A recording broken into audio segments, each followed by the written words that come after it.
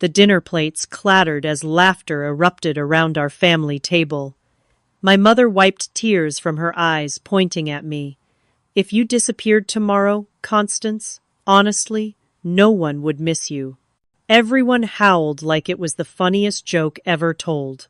I stayed perfectly still, fork suspended above my untouched cake. Years of similar jokes flashed through my mind as I waited for the laughter to die down. When silence finally fell, I delivered my one line. I'd miss me. Her smile collapsed. No one made a sound. The drive home with Ryan was silent for the first 10 minutes. I kept replaying the moment in my head. The way my mother's face had frozen, then quickly rearranged itself into an exaggerated expression of hurt. The way my father had cleared his throat and asked who wanted coffee. The way my brother Jake had muttered something about me not being able to take a joke. "You know she didn't mean anything by it," Ryan finally said, eyes fixed on the road ahead. "Your mom was just trying to be funny." I turned to look at my husband of 5 years. His profile was handsome in the glow of passing streetlights, but something about the set of his jaw made me wonder whose side he was actually on. "You think it's funny to tell someone no one would miss them if they disappeared?" I asked. Ryan sighed. "Come on, Constance. You know how your mom is. She has a different sense of humor." Different wasn't the word I would use. I'd spent my entire childhood as the punchline to my mother's jokes. How I was the clumsiest one in the family. How I'd never amount to anything. How I was lucky Ryan had married me because no one else would have. Always followed by that same phrase, "I'm just joking, lighten up." "You're overthinking this," Ryan said, reaching over to pat my knee, in what felt more like dismissal than comfort. "By tomorrow, everyone will have forgotten about it." But I knew better. The family group chat would be buzzing all night. More jokes at my expense. More stories about how I couldn't take a joke. More evidence that I was the problem. At home, I couldn't sleep. Ryan drifted off immediately, snoring softly beside me while I stared at the ceiling. Around 2 in the morning, I checked my phone.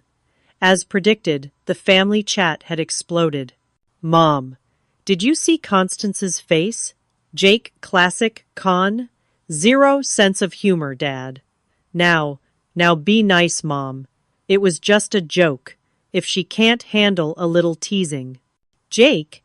Remember when she cried at her own birthday because Mom joked about her cake being lopsided?" I scrolled through dozens more messages, each one a small knife. By morning, I'd made a decision. I typed a simple message to the family group. "I'm taking Mom's joke seriously. I'm going to disappear for a while. No family gatherings for me. Let's see who misses who." I put my phone on silent and got ready for work. I was halfway through my morning coffee when it rang. "Mom." I let it go to voicemail. It rang again and again. Finally, I answered. "What is this nonsense?" she demanded without preamble. "Good morning to you too, Mom. Don't be dramatic, Constance. It was a joke." Everyone was laughing. Yes, everyone was laughing at me. Not with me. Oh my God. Her voice took on the wounded tone I knew so well. "You're so sensitive. I can't say anything around you." "You're right," I said calmly. "So I'm removing myself from the situation." "You're being childish." Ryan agrees with me. My stomach clenched. "You talked to Ryan already?" "Of course I did. He's worried about you. We all are." I ended the call and drove to the elementary school where I taught art. Throwing myself into my work always helped.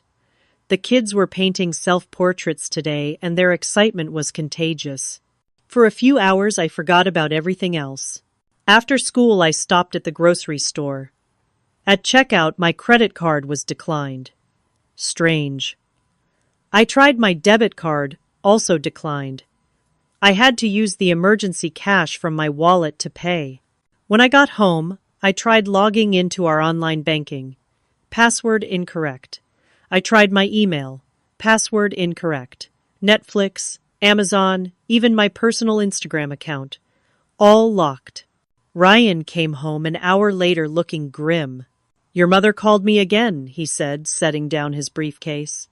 She thinks you're having some kind of breakdown. So you locked me out of all our accounts. My voice rose in disbelief. It's temporary, Constance. Just until you calm down and apologize to your mom. I stared at him suddenly, seeing our entire marriage with perfect clarity. How long have you been talking to my mother behind my back? Ryan shifted uncomfortably. We talk. Sometimes. She cares about you. How long, Ryan? I don't know. A few years. Since the first year we were married, she worries about you. And honestly, so do I. The betrayal hit me like a physical blow. 5 years of marriage, and my husband had been my mother's spy the entire time. Give me access to our accounts, I said, fighting to keep my voice steady. Not until you get reasonable. Your mother thinks... I don't care what my mother thinks. Those are my accounts too. Ryan's expression hardened. Actually, they're primarily my accounts.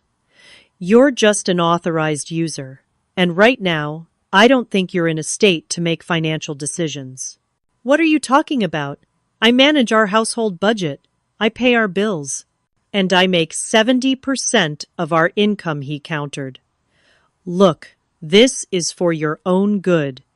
Your mother and I both think you need help. It was as if the floor had disappeared beneath my feet. My husband and mother had formed an alliance against me, and I'd never even seen it happening. I need to leave, I said, moving toward our bedroom. Ryan followed.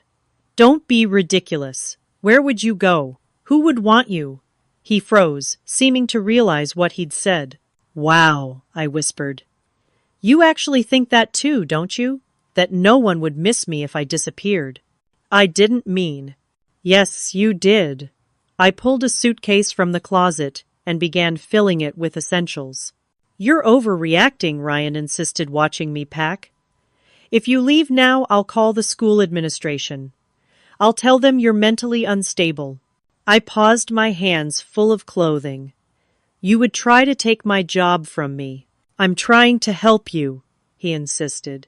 You need professional help, Constance. I continued packing, moving to my home office for some personal documents. When I opened the door, I froze in horror. My teaching materials were scattered across the floor. Worse, my artwork pieces I'd been working on for years had been slashed and torn. Did you do this? I asked, my voice hardly more than a whisper. Ryan looked uncomfortable. You need to focus on getting better, not on these distractions. I gathered what documents I could, hands shaking with rage and shock. I called Amber, my best friend since college, who answered on the third ring. Can I stay with you just for a little while?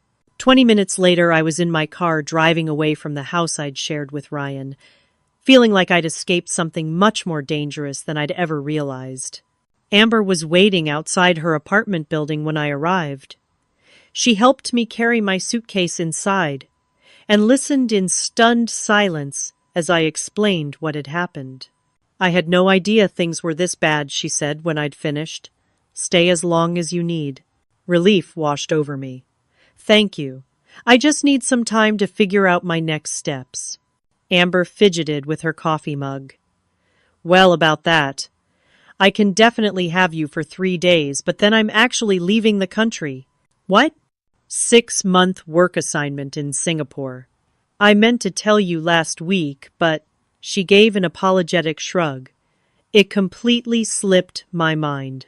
Just when I thought I'd found solid ground, it was crumbling again. 3 days wasn't much time to find a new place to live with, no access to my money. I spent the first day calling apartments, only to be told repeatedly that without proof of income or credit checks they couldn't help me. Ryan had been thorough in cutting me off. On my second day at Amber's, I called Beth, my school principal. I needed to get ahead of whatever Ryan might try. Beth, I'm dealing with a difficult personal situation, I began. I've separated from my husband, And he's threatened to call the school with false claims about my mental health. Beth was silent for a moment. That's serious, Constance. Are you okay? I'm fine, but I wanted you to know in case he follows through on his threat. I appreciate the heads up, she said. Actually, I might be able to help. My sister runs the arts program at Jefferson Elementary. They need a temporary teacher for their after-school program. It would keep you out of Ryan's way for a while. That would be amazing, I said, feeling a small flicker of hope. Come by my office tomorrow. We'll get the paperwork started. With at least a temporary job secured, I focused on finding housing. By late afternoon, I was growing desperate. Then James, a fellow teacher, called. Beth told me what's happening, he said. I might know a place. It's tiny, basically a converted garage, but the rent is cheap and the landlord doesn't require a credit check. Cash only. The studio apartment was even smaller than I'd imagined. A single room with a kitchenette in one corner and a bathroom so small you could brush your teeth while sitting on the toilet. But it was clean, available immediately, and most importantly, mine. I don't have the first month's rent on me, I admitted to the landlord, an elderly man named Mr. Peterson. When can you get it? He asked. I start a new job tomorrow. I'll be paid at the end of the week. He studied me for a moment. You're in some kind of trouble, aren't you? I nodded, not trusting myself to speak. I've been there. You can move in today and pay me on Friday. James loaned me $500 to get by until my first paycheck. I bought an air mattress, some groceries, and basic toiletries. I felt simultaneously terrified and liberated. When I tried to use my credit card at the grocery store out of habit, the cashier said it had been reported stolen. Ryan hadn't just frozen our accounts. He'd reported fraud, potentially damaging my credit for years to come. My first day at Jefferson Elementary went well. The kids were enthusiastic, and the change of environment felt like a fresh start. But when I checked my phone during lunch, I had 3 missed calls from my original school. I called back immediately. Constance, we've had a situation, said Marge, the school secretary.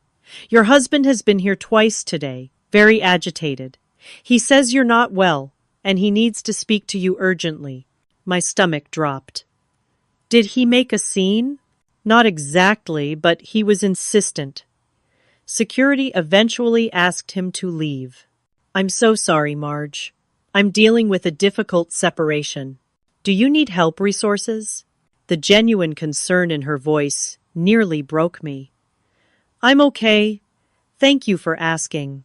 That evening, I used James's laptop to research domestic abuse resources.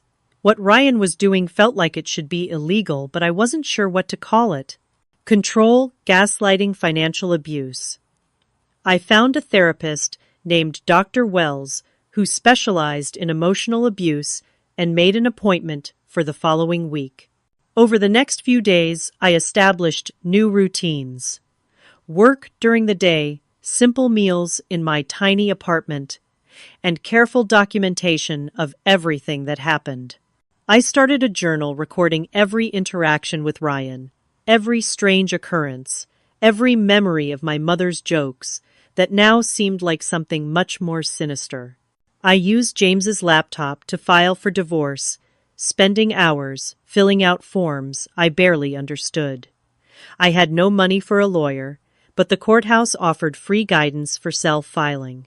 Then, exactly 1 week into my new life, I received an email from the school board requesting a meeting regarding concerns about recent behavior. The email mentioned that several parties had expressed worry about my fitness to teach. When I clicked on the list of attendees, my mother's name jumped out at me. Somehow she had inserted herself into my professional life, claiming to be a concerned family member. Further investigation revealed she'd been contacting parents from my class, sharing concerns about my stability. The ground shifted beneath me once again. It wasn't enough for her to control my family life, now she was coming after my career. The school board meeting felt like a trial. I sat at one end of a long table facing 5 board members with Beth beside me as a nominal advocate. At the other end sat my mother, looking appropriately concerned in a conservative blue dress I'd never seen before. "We're here to address some concerns about Miss Harrison's recent behavior," began Dr. Marshall, the board chair. "Mrs. Harrison, the elder Mrs. Harrison has brought some issues to our attention that, if true, could impact student welfare." My mother dabbed at her eyes with a tissue. "I never wanted to do this, but I'm so worried about my daughter. And those poor children." What followed was character assassination disguised as concern. My mother shared cherry-picked stories from my childhood times. I'd gotten upset arguments, we'd had teenage outbursts, presented as evidence of an unstable personality. She had somehow obtained statements from 3 parents in my class, expressing concern based on information she had shared with them. Constance has always been emotionally volatile, my mother explained, her voice breaking artfully. As a child, she would have these terrible tantrums. Once she broke all her toys because I asked her to clean her room. I wanted to scream that I was 7 when that happened, and I'd broken one doll after she'd thrown away my art project as punishment for a messy room. But defending myself against each allegation would make me look exactly as unstable as she was painting me. Instead, I spoke calmly. "I'm going through a difficult divorce. My husband and mother are upset that I've chosen to establish boundaries with them. These allegations are their way of punishing me." The board members exchanged glances. Dr. Marshall cleared his throat. "Given the seriousness of these concerns, we believe it's in everyone's best interest if you take a temporary leave while we conduct a thorough evaluation."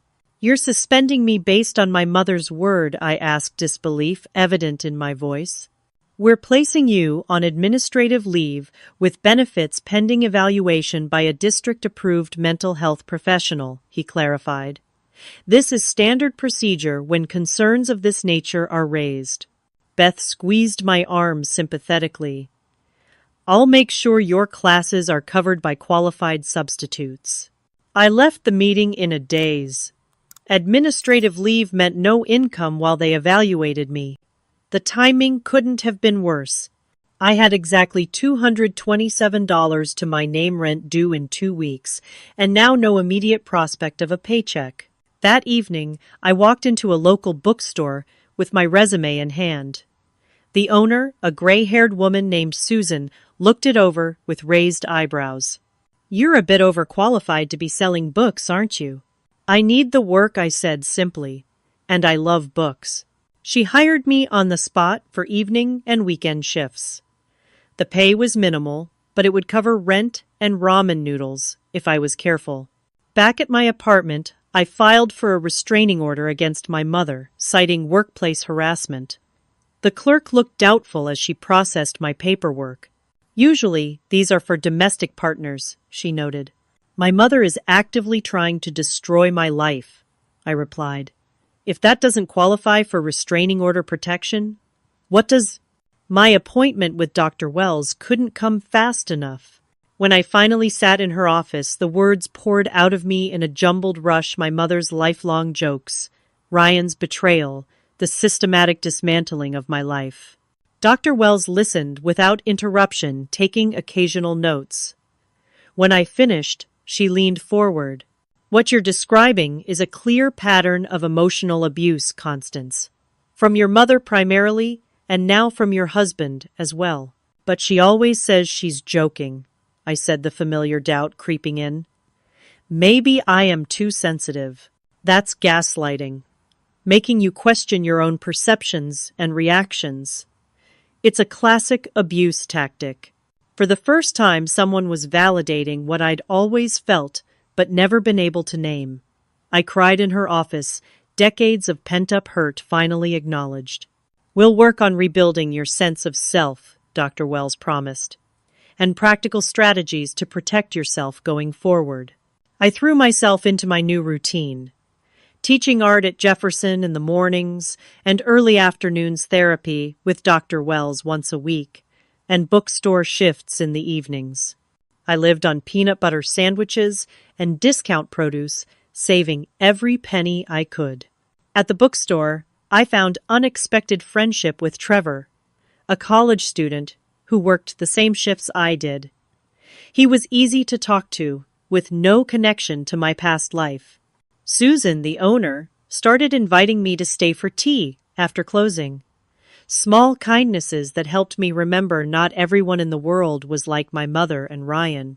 I began rebuilding my life one tiny victory at a time. I opened a new bank account at a credit union. I found a free legal aid clinic that helped me understand my divorce options. I started sketching again during quiet periods at the bookstore. 3 weeks into my new life, I was beginning to feel like I might survive. Then Ryan filed a counter-restraining order claiming I had threatened both him and my mother with physical harm. He produced text messages I had supposedly sent threatening to make them pay. I stared at the court documents in horror. The texts were clearly fabricated. I hadn't communicated with either of them in weeks, but they looked convincingly real. How could I prove I hadn't sent messages from a phone number that was undeniably mine? Just when I thought I was climbing out of the hole, someone had thrown me back in and piled on more dirt. The restraining order hearing was a disaster. I sat alone on my side of the courtroom, while Ryan and my mother presented a united front on the other side, with a lawyer I recognized as my father's golf buddy. I had prepared as best I could with guidance from the legal aid clinic, but I was clearly outmatched. Ryan spoke convincingly about his concerns for my mental health and his fear for his safety after I had become increasingly unstable. My mother tearfully corroborated his story, adding details about my troubled history and violent outbursts as a child. When I tried to explain that the text messages were fabricated, the judge looked skeptical. "These appear to come from your phone number, Miss Harrison. Are you suggesting someone hacked your phone?" "Yes," I said, knowing how it sounded. "My husband had access to all my accounts before I left. He could have—" "Your Honor," Ryan's lawyer interrupted smoothly. "We have records showing these messages were sent after Miss Harrison left the marital home." The judge denied my restraining order request and granted Ryan's. I was now legally prohibited from coming within 100 yards of both Ryan and my mother. Outside the courthouse, I sat on a bench trying to process what had happened. My phone pinged with an email from the school district. The administrative leave had been extended indefinitely after they received new concerning evidence. My pay was suspended pending resolution. I called Beth immediately. "What new evidence?" I demanded. She sighed heavily. "Anonymous emails with screenshots of what appear to be threatening messages from you. Constance, they look bad. They're fake. My husband and mother are setting me up." "I believe you," she said. "But the board needs proof, not just your word against theirs." 2 days later, I was served with divorce papers. Ryan was demanding alimony despite earning nearly twice my salary, claiming I had abandoned the marriage and left him with all our joint debts. Worse, there was a clause about my student loans. I had forgotten my mother had co-signed them years ago when I started college. Now she was threatening to stop making payments, which would send them immediately into default. It was a threat she couldn't legally follow through on without damaging her own credit, but fighting it would require a lawyer I couldn't afford. At the bookstore, Susan called me into her office with a troubled expression. "Constance, I've been getting some strange calls. People claiming to be concerned citizens saying you're unstable and shouldn't be working with the public." My heart sank. My mother. That's what I suspected. "Look, I don't care about their nonsense, but I have to reduce your hours. The calls are scaring away customers." I nodded numbly. Another income stream diminished. In therapy, Dr. Wells suggested I document everything meticulously. "Start an audio diary," she advised. "Record your daily experiences and your memories of past incidents. Date everything. Build a record that shows the pattern of abuse. I followed her advice, religiously speaking, into my phone's recording app each night, documenting every new development and reaching back into childhood memories I'd tried to forget. The process was painful, but clarifying. One evening at the bookstore, a familiar face appeared in my checkout line. Patrick Ryan's younger brother. I tensed, preparing for more abuse. "I'm not here to cause trouble," he said quickly. "I wanted to check if you're okay." "Why do you care?" I asked warily. He glanced around to make sure no one was listening. "I know what my brother and your mother are doing. It's not right."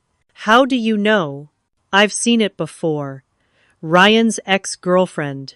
Before you, Jennifer. Your mom did the same thing to her when she and Ryan started having problems. Made her out to be crazy, turned everyone against her." This was the first I'd heard of any girlfriend before me. Ryan had always said I was his first serious relationship. "Can you tell me more?" I asked. Patrick nodded. "Not here. But I want to help if I can." He left his number, promising to be in touch soon. That night, someone broke into my apartment while I was at work. My laptop containing all my documentation, divorce paperwork, and teaching materials was gone. Nothing else was touched. When the police came, they wrote it off as a random break-in targeting electronics. "Just file an insurance claim," the officer suggested. "I don't have renter's insurance," I admitted. He shrugged. "Not much we can do then. These random break-ins rarely get solved." But there was nothing random about it. Someone wanted to destroy my evidence. I was beginning to understand that I wasn't just dealing with hurt feelings and bad jokes. This was a systematic campaign to erase me. The eviction notice came as a complete shock. I had paid my rent on time, kept to myself, and been a model tenant. Mr. Peterson looked genuinely regretful as he handed me the papers. "I've had too many complaints about disturbances," he explained. "Arguing, yelling, coming and going at all hours." "None of that is true," I protested. "I'm barely here except to sleep, and I live alone." "I know," he said quietly, "but the calls keep coming. Some woman claiming to be concerned about her daughter says you're having parties doing drugs. I know it's bull, but she's called the housing authority, and I can't risk my license." I had 30 days to find a new place. The walls were closing in from every direction. That evening, I met Patrick at a coffee shop 3 towns over, where we were unlikely to be seen by anyone who knew us. He looked nervous, constantly checking over his shoulder. "You don't understand what you're up against," he said, voice low. "Your mother has been influencing Ryan since before you got married. She's the one who pushed him to date you in the first place." "What are you talking about?" "Ryan was dating Jennifer, getting pretty serious. Then your mom met him through that charity thing she runs. She decided he'd be perfect for you. Started telling him how Jennifer wasn't good enough, how he deserved someone stable like her wonderful daughter." The charity. My mother's pet project, raising money for community mental health resources. The irony wasn't lost on me. Why would Ryan listen to her? He didn't even know me. "Your mom can be very persuasive, and she had something on Jennifer, some medical records she shouldn't have had access to. She made it seem like Jennifer was hiding serious mental problems." A chill ran through me. My mother accessed someone's private medical records. Patrick nodded grimly. "She has connections at the hospital from her charity work. Once she'd convinced Ryan that Jennifer was unstable, it was easy to introduce you as the healthy alternative." I felt physically ill. So our entire relationship was orchestrated by my mother. At the beginning, yes. Ryan was on the rebound, vulnerable. Your mom swooped in with her perfect daughter and made it happen. But why? Why would she go to so much trouble? Patrick hesitated. "Control, I guess. Ryan told me once that your mom made it clear she expected him to keep you in line, that she was worried about your artistic temperament, making you unreliable." The pieces were falling into place. My mother had never approved of my artistic pursuits or my independence. She'd spent my childhood trying to mold me into her image of the perfect daughter. When that failed, she'd found someone to continue her work. I need to talk to Jennifer, I said. Patrick looked uncomfortable. She moved away after they broke up. But I can try to find her contact information. With Patrick's help, I located Jennifer 3 days later. She was understandably reluctant to revisit the past, but agreed to a video call. I thought I was going crazy, she said, her face serious on my phone screen. Ryan and I were happy. Then suddenly he started questioning everything about me. Did I take my medication? Was I having episodes I wasn't telling him about? When I asked what he was talking about, he said your mother had told him about my condition. What condition? I asked. That's just it. I don't have one. I had seen a therapist for some anxiety in college, but that was years earlier. Somehow your mother got hold of those records and twisted them into something sinister. By the time Ryan broke up with me, he genuinely believed I was hiding serious mental illness. The same playbook. Almost exactly what was happening to me now. Did you ever consider legal action? I asked. For the privacy violation? Jennifer laughed bitterly. With what evidence? It was my word against hers, and she had Ryan convinced I was delusional. Sound familiar? All too familiar. But Jennifer had done what I was trying to do. She'd escaped, started over. There was hope in that. My housing situation grew desperate as the eviction date approached. I was prepared to sleep in my car if necessary, but then James offered a solution. My wife Laura and I have a spare room, he said. It's nothing fancy, but you're welcome to it until you get back on your feet. I nearly wept with relief. I can't pay much right now. Just chip in for groceries when you can. Laura and I have been there. Sometimes people need a hand.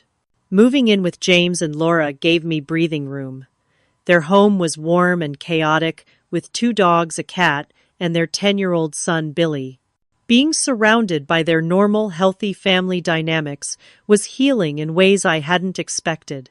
At the bookstore, Trevor revealed he had a background in IT security before returning to college. When I mentioned the fake text messages, his eyes lit up.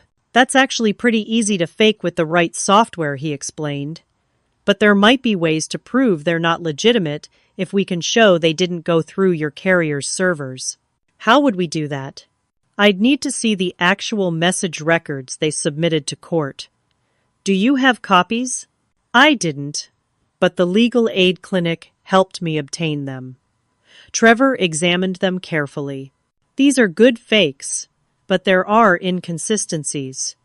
The metadata doesn't match what it should be for legitimate texts sent through your carrier.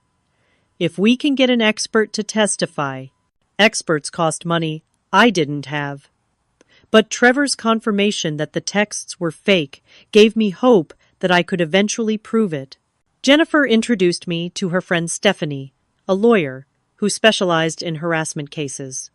Though I couldn't afford to hire her formally, she agreed to give me some guidance. What you're describing is a coordinated campaign of abuse, Stephanie said after hearing my story. Your mother appears to have a pattern of this behavior. If we can document other instances where she's done similar things to other people, we might be able to establish a pattern. How do I find those people? Start with Jennifer and work outward. Who else has crossed your mother's path and suddenly found their life falling apart? Meanwhile, my mother had created fake social media accounts in my name, posting erratic messages that my colleagues and former friends could see. I only discovered this when Laura gently asked if I was doing okay online. The accounts used older photos of me from Ryan's Instagram and included just enough accurate personal details to seem legitimate. When I tried to report the fake accounts, I hit a wall. I had no way to prove I was the real Constance Harrison since I'd lost access to my verified accounts. Trevor came to my rescue again, using his tech skills to help document the fraud and file effective reports. Slowly, the fake accounts were removed, but the damage to my reputation had been done. Then came another blow. Dr. Wells called to cancel our next appointment, her voice professional but distant. "I'm afraid I can no longer continue as your therapist, Constance." "Why? What happened?" "I'm not at liberty to discuss the details. I can provide referrals to other practitioners if you wish." She ended the call abruptly. 2 days later, my phone rang from an unknown number. "Constance, it's Dr. Wells. I'm calling from a friend's phone." "What's going on?" "Someone filed an ethics complaint against me with the licensing board. Claimed I was encouraging delusions and boundary violations. They had detailed information about our sessions that only someone you told could know." "My mother," I whispered. "I suspect so. The complaint included medical records of yours from childhood that I've never seen. Things I couldn't possibly know unless you told me which you hadn't. Someone's been accessing confidential records. Can you fight it?" "I am, but it will take time. Until then, I can't risk my license by continuing to treat you." "I'm so sorry." Another support system dismantled. But Dr. Wells had given me a critical piece of information. My mother was accessing medical records she had no right to see. That was illegal, not just unethical. I finally had something concrete I could prove. Stephanie helped me understand what evidence I needed to build a comprehensive case. I couldn't just fight individual battles against the restraining order, divorce demands, and professional complaints. I needed to expose the entire pattern of harassment and abuse. Document everything she advised. Keep a detailed log of every incident. Save every email, voicemail, and message. Get written statements from anyone who's witnessed the behavior or been victimized themselves. Patrick provided copies of family emails showing my mother's orchestration of the harassment campaign. In them, she explicitly instructed family members on what to say to authorities, which parents from my class to contact, and even which neighbors to approach for false noise complaints. Most damning was an email to Ryan stating, "We need to make sure no one believes her. I've taken care of the therapist. Your job is to get those text messages into the court record." Jennifer connected me with 2 other women who had crossed my mother's path and suffered similar campaigns of destruction. One had worked at the hospital where my mother volunteered. The other had dated my brother briefly. Both had experienced sudden, inexplicable, personal and professional crises after disagreeing with my mother. Trevor worked technical magic, recovering cloud backups of documents I thought were lost when my laptop was stolen. Among them was an angry message Ryan had sent before deleting it, admitting the text messages were necessary to make sure she doesn't turn people against us. Not a direct confession of forgery, but close enough to cast serious doubt. Most significantly, Dr. Wells provided documentation of the ethics complaint against her, including medical records from my childhood that had been accessed without authorization. Hospital logs showed these records had been viewed by someone using my mother's charity organization's credentials on dates long after any legitimate reason for access. With Stephanie's guidance, I organized everything into 3 packages, one for the school board, one for divorce court, and one for a hearing to contest Ryan's restraining order and reinstate my own. Beth called with unexpected good news. "The district investigation is concluding in your favor, Constance. We've received evidence that the complaints against you were orchestrated by family members with a clear agenda. You'll be reinstated with back pay." "Thank you for believing in me," I said, my voice breaking. "I always did," she replied.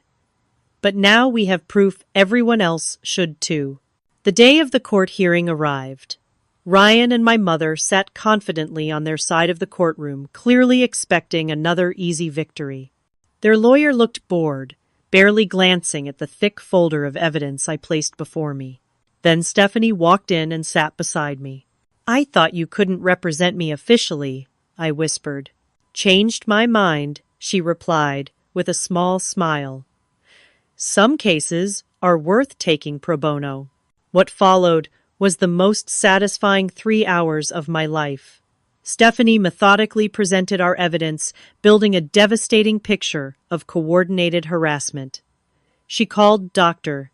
Wells to testify about the ethics complaint and the illegally accessed medical records.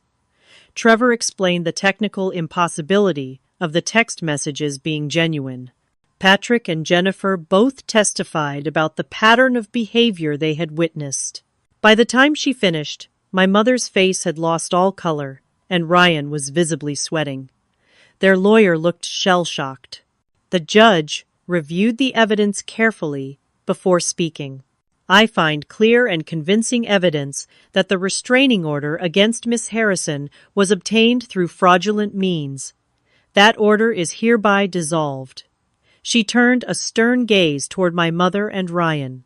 Further, I am granting Miss Harrison's request for restraining orders against both respondents with additional provisions prohibiting any contact with Miss Harrison's employers, colleagues, or place of residence. She wasn't finished. I am also referring this matter to the district attorney for possible criminal charges related to fraud upon the court unauthorized access of medical records and filing false reports. Court officers will confiscate the respondents' phones for forensic examination regarding the fabricated text messages. My mother stood up, her voice shrill. This is ridiculous. She's always been unstable. Ask anyone. Mrs. Harrison, sit down, or you will be removed, the judge warned. Your daughter has presented compelling evidence of a systematic campaign to destroy her reputation and livelihood.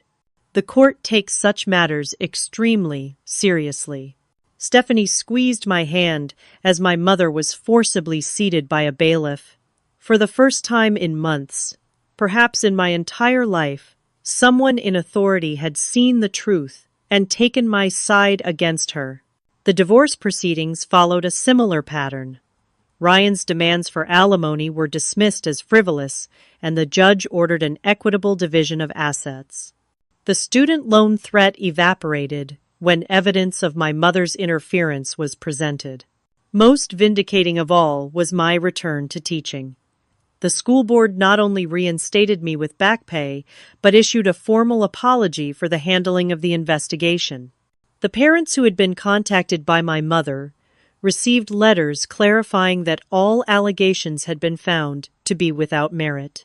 I moved out of James and Laura's spare room and into a small but sunny one-bedroom apartment. I reclaimed my financial independence, rebuilding my credit, and creating new accounts with security measures Trevor helped me implement. I returned to therapy with a new counselor, recommended by Dr. Wells. 6 months after that fateful dinner where my mother had joked that no one would miss me, I hosted a gathering of my own. Around my table sat the people who had helped me survive: James and Laura, Trevor, Stephanie, Patrick, Jennifer, Beth, and my new colleagues from Jefferson Elementary who had welcomed me without judgment. As we shared a meal I had prepared in my new home, I looked around at these people who had believed in me when everyone else had abandoned me. These were the people who would miss me if I disappeared, and more importantly, these were the people I would never again allow anyone to take from me. 1 year after breaking free from my mother and Ryan, I stood in a small art gallery surrounded by my work. The exhibition was titled Disappearance, a series of paintings chronicling my journey from invisibility to presence. Each canvas told part of the story: the dinner table with faceless family members, the shattered mirrors, the tiny apartment that became a sanctuary, and finally, the vibrant community of support that had grown around me. Susan from the bookstore had connected me with the gallery owner, who had taken one look at my portfolio and immediately offered me a show. I still taught art at Jefferson Elementary. I had declined the offer to return to my original school, preferring to stay where new memories outweighed the old. But my own artistic practice had flourished in freedom. The criminal investigation into my mother's activities had uncovered more than anyone expected. The unauthorized access to medical records extended far beyond my case, revealing a pattern of privacy violations stretching back years. Her charity position had been terminated, and she faced multiple civil lawsuits in addition to criminal charges. Ryan had fared little better. The evidence of his participation in the harassment campaign had cost him professionally. Several colleagues came forward with stories of his manipulative behavior once the truth about our divorce became public. Last I heard, he had moved to another state to escape the reputation he'd earned. I maintained the restraining orders against both of them. Some wounds were too deep for forgiveness, at least for now, Doctor. Wells had helped me understand that boundaries weren't just healthy, in some cases they were necessary for survival. My relationship with the rest of my family remained complicated. My father claimed ignorance of my mother's actions, but his passive enabling had made her behavior possible. My brother Jake had participated more actively, though he eventually sent a half-hearted apology text when the criminal charges were filed. I kept them all at a safe distance, engaging only through my lawyer when necessary. But the family I had lost was replaced by one I had chosen. Trevor and I had grown closer, our friendship evolving into something deeper as we spent hours discussing art, technology, and recovery. James and Laura had become surrogate siblings, including me in family holidays and weekend barbecues. Stephanie had introduced me to her circle of friends, strong women who had survived their own battles and emerged resilient. The gallery was crowded for the opening night of my exhibition. Friends, colleagues, students, parents, and art lovers from the community filled the space with supportive energy. As I prepared to give a short speech, I caught sight of an unexpected face in the crowd. Jennifer had flown in from California as a surprise, Patrick beside her with a proud smile. I stepped up to the microphone, looking out at these people who had chosen to be present for me. A little over a year ago, I was told that if I disappeared, no one would miss me, I began. It was said as a joke, but some jokes reveal painful truths. The truth was, I had already disappeared in many ways. I had made myself small, quiet, and acceptable to people who couldn't accept me for who I really was. I gestured to the paintings around us. This collection tells the story of my disappearance and my return, not as the person others wanted me to be, but as myself. It's about learning that when the wrong people don't miss you, it creates space for the right people to find you. Trevor caught my eye from the front row and smiled encouragingly. We're often told that family is forever, that blood is thicker than water. What I've learned is that true family consists of people who see you clearly and love what they see. Sometimes those people share your DNA, but often they're the ones who choose you day after day when it would be easier to walk away. I raised my glass of sparkling cider. To everyone here who has chosen to be part of my life, who would notice if I disappeared, and who makes me grateful every day that I didn't thank you. Your presence is the greatest gift I've ever received. The applause was warm and genuine. As people moved around the gallery afterward, examining the artwork and sharing their impressions, I found myself in conversation after conversation with individuals who connected deeply with the themes of isolation and rebirth. One older woman held my hands in hers, tears in her eyes. "Your mother's voice sounds exactly like mine," she said. "I've never found the courage to silence it. Seeing your work makes me think maybe I still can." That was the most profound victory of all the knowledge that by reclaiming my own voice, I might help others find theirs. Later that evening, a small group of us gathered at my apartment for an after-party celebration. As we shared stories and laughter, I realized I had created something my mother had never managed, despite all her social connections and charity work. A genuine community built on mutual respect and caring. Trevor helped me clear plates as the party wound down. "I have something for you," he said, handing me a small wrapped package. Inside was a beautiful, leather-bound journal. On the first page he had written, "For new stories. The ones where you're the hero from the very first chapter." "I love it," I said, leaning in to kiss him. James raised his glass in a final toast before departing. "To Constance, who taught us all that the most powerful word in the English language is enough. Enough cruelty, enough diminishment, enough disappearing. And enough joy," Laura added. "Enough friendship, enough support, enough love." "Enough," I agreed, the word settling comfortably in my chest where fear and doubt had once lived. After everyone had gone, I sat alone in my apartment, surrounded by evidence of a life reclaimed. Photos of new friends on the walls, art supplies scattered across my desk, books recommended by people who cared about what I thought and felt, a refrigerator covered with drawings from my students. I opened Trevor's journal and began to write. Not about the past, but about the future I was building day by day. A future where I would never again make myself small to accommodate someone else's insecurities. A future where being missed wasn't the measure of my worth, but being seen for who I truly was. The joke that had started it all, "If you disappeared tomorrow, no one would miss you," had lost its power to wound me. Because I knew now, what my mother had never understood: being missed isn't about making yourself indispensable to people who don't value you. It's about being authentically yourself with those who recognize your worth. I had disappeared in a way. The version of me that accepted cruelty disguised as humor, that believed I deserved less than full respect, that contorted herself to fit into spaces too small for her spirit, that woman was gone. In her place stood someone stronger. Someone who understood that the greatest act of courage is sometimes simply to remain present in your own life, refusing to disappear even when others wish you would. Have you ever felt pressured to make yourself smaller to keep the peace? Or have you stood your ground like Constance and found your true voice? I'd love to hear your stories in the comments below.